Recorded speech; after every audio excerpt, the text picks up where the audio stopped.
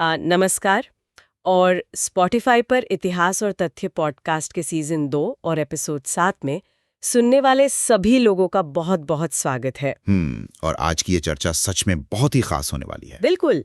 बस शुरुआत में ही एक छोटी सी बात स्पष्ट कर दूं कि ये हमारी भगवत गीता सीरीज का भाग 2 है। तो अगर सुनने वालों ने इसका पहला भाग अभी तक नहीं सुना है तो उन्हें पहले जाकर उसे जरूर सुनना चाहिए। हाँ, मेरी भी यही सलाह होगी। हाँ। क्योंकि उससे एक बहुत अच्छी पृष्ठभूमि तैयार हो जाती है। सही कहा। तो आज का जो हमारा लक्ष्य है, मतलब इस डीप डाइव का जो उद्देश्य है, वो बहुत ही गहरा है। हाँ। आज हम श्रीमद् भगवत गीता यथारूप की भूमिका में छिपे उन दार्शनिक तथ्यों का विश्लेषण करेंगे जो सीधा हमारे अस्तित्व से जुड़े हैं।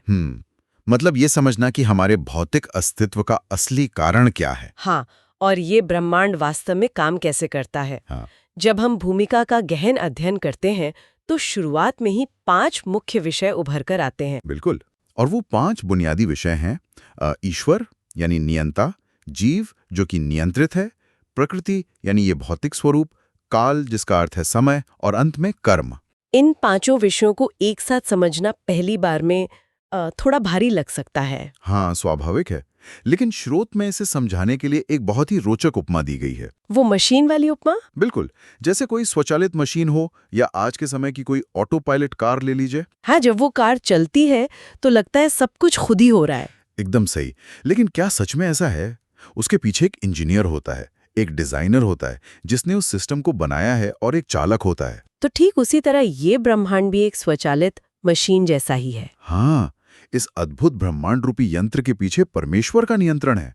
वो ईश्वर है, और हम जो जीव हैं, हम उसी ईश्वर के अधीन हैं और उनके एक छोटे से अंश हैं। बहुत ही सुंदर तरीके से समझाया गया है इसे।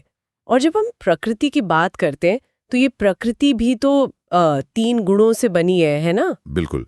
भौतिक प्रकृति 3 गुणों से मिलकर बनी है, सतोगुण, रजोगुण और तमोगुण। ये पूरा विज्ञान है।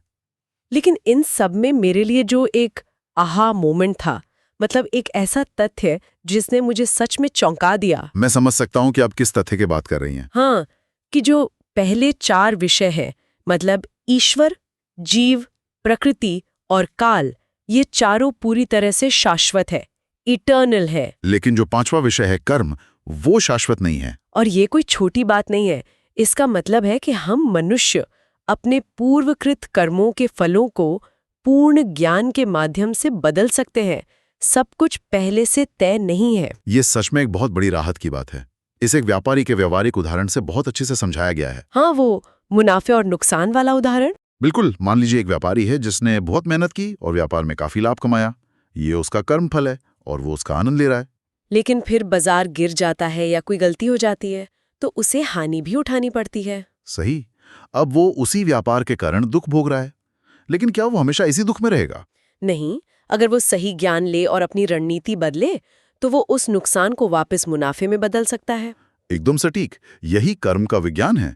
हम ज्ञान से अपने कर्म बदल सकते हैं। ज्ञान की बात चली है तो स्रोत में चेतना का भी बहुत गहराई से जिक्र है, खासकर कलुषित या प्रदूषित चेतना क्या होती है। ये बहुत ही महत्वपूर्ण विषय है। ये जो मिथ्या अहंकार होता है कि मैं ही सर्वसर्वा हूँ या मैं ही इस जगत का स्वामी और भोक्ता हूँ। हाँ, यही भौतिक चेतना की सबसे बड़ी निशानी है।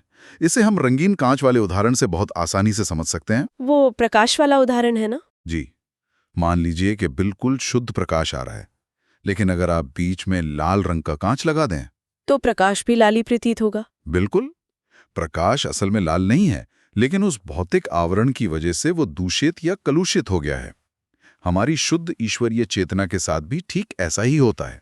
भौतिक आवरण उसे दूषित कर देता है, और इस चेतना को सही दिशा में लगाने के लिए वो हाथ और पेट वाला जो उत्कृष्ट उदाहरण है, वो संवादात्मक रूप से बहुत कुछ स्पष्ट कर देता है। हाँ, वो बहुत ही तार्किक उदाहरण है। जैसे हमारे शरीर में हाथ हैं, पैर हैं, उनका काम क्या है? भोजन को उठाकर पेट तक पहुंचाना, ताकि पूरे शरीर को पोषित किया जा सके। बिल्कुल। ऐसा तो नहीं हो सकता कि हाथ खुद ही खाना ग्रहण कर ले और सोचे कि मैं संतुष्ट हो जाऊंगा। कभी नहीं। हाथ को पेट के साथ सहयोग करना ही पड़ता है। ठीक उसी तरह जीव का जो असली कार्य है वो खुद को भोक्ता मानना नहीं है, बल्कि परमेश्वर रूपी केंद्र की संतुष्टि के लिए कार्य करना है। एकदम सही।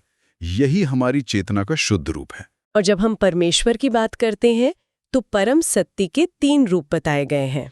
हाँ, परम सत्य की 3 अवस्थाएं होती हैं। ब्रह्म, जो कि निराकार या किरणों के रूप में है, दूसरा परमात्मा, जो प्रत्येक जीव के हृदय में वास करते हैं। और तीसरा भगवान, जो पूर्ण स्वरूप है। बिल्कुल। और इन सब सत्यों को समझने के लिए जिस ज्ञान की आवश्यकता होती है वो वैदिक ज्ञान है।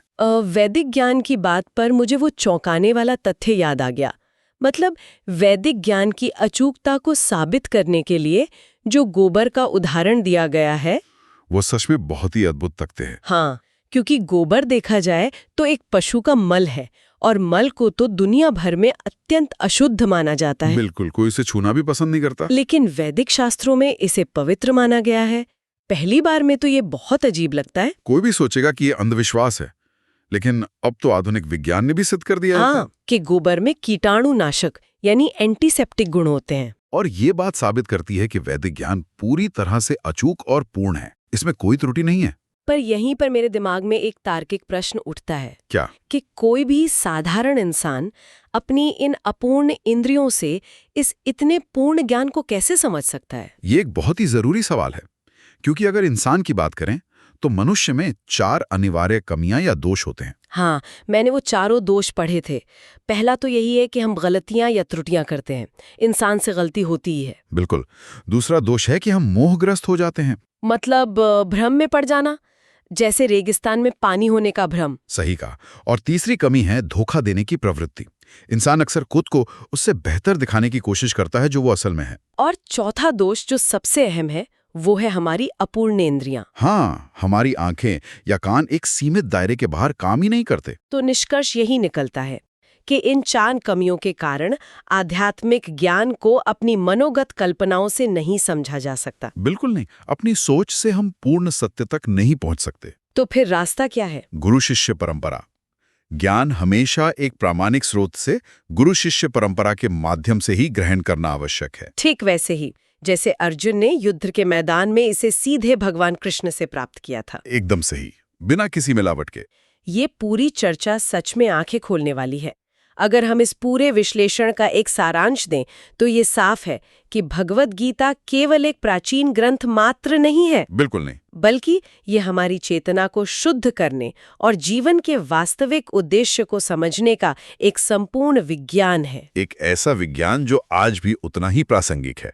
तो आज की इस चर्चा को हम यहीं विराम देते हैं, लेकिन जाने से पहले श्रोताओं के लिए एक विचारणीय प्रश्न छोड़ना चाहूंगी। हाँ, जरूर। चूंकि मानव इंद्रियां स्वाभाविक रूप से अपूर्ण और दोषपूर्ण हैं, तो हम अपने दैनिक जीवन में जिन चीजों को पूर्ण सच्चाई मानते हैं, उनमें से कितनी केवल हमारी अपूर्ण इंद्रियों का भ्रम मात्र हो सकती हैं?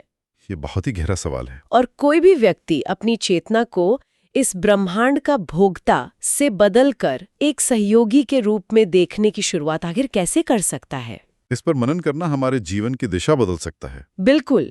ज्ञान और दर्शन की इस अत्यंत सुंदर, मधुर और शांतिपूर्ण यात्रा में हमारे साथ बने रहने के लिए बहुत बहुत धन्यवाद। हाँ, ये एक अद्भुत अनुभव रहा। आगे के ऐसे ही ज्ञानवर्धक और गहरे एपिसोड्स के लिए स्पॉटिफाई पर हमारे पॉडकास्ट को फॉलो जरूर करें। मिलते हैं आपसे अगली डीप डाइव में। अपना ख्याल रखें और विचार करते रहें।